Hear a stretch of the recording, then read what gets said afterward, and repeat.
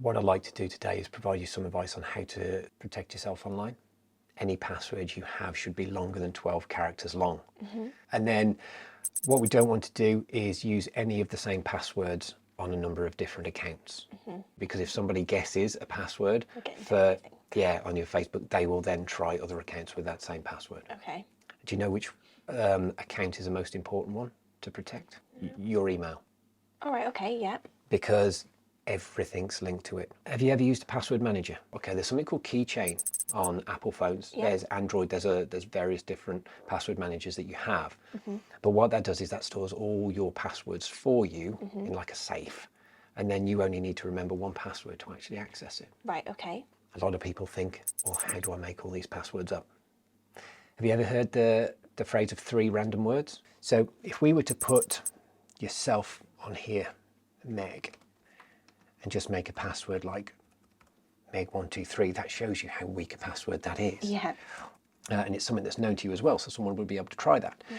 But if we use 3 random words, let's make something up here. Let's put magic as the first one, and then pick an animal. Let's say zebra, but use a 3 instead of that, because a lot of accounts still want you to use numbers and special characters, don't they? And then one other random word at the end. That shows you how strong that password is, which is really good. Right, okay. Okay. I've heard before about 2FA, but I'm not really sure what it is, to be honest. Right.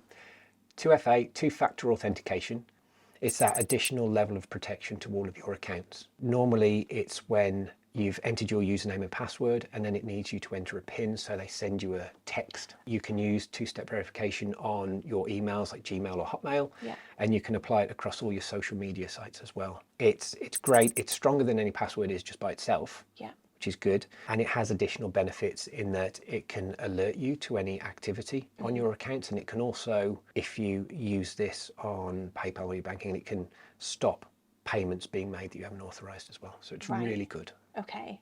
What about having updates on my phone? Out-of-date software and out-of-date apps have got weaknesses in them that are vulnerabilities that can be exploited and make them easier to hack. The good thing about updating them is you don't have to do it yourself. You can set your devices to update that software and update those apps automatically, so you don't have to worry about it. Right, okay.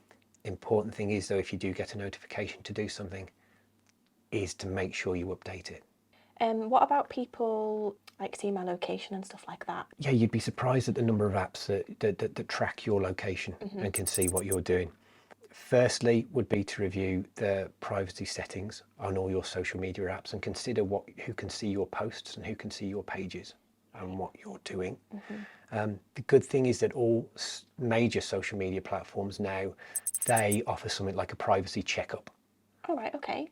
Which is really good. So if you go into your settings, go into their privacy section, you'll be able to do this privacy checkup and just run through that to make sure it's all as secure as it needs to be. Right. Smart watches, Fitbits, things like that.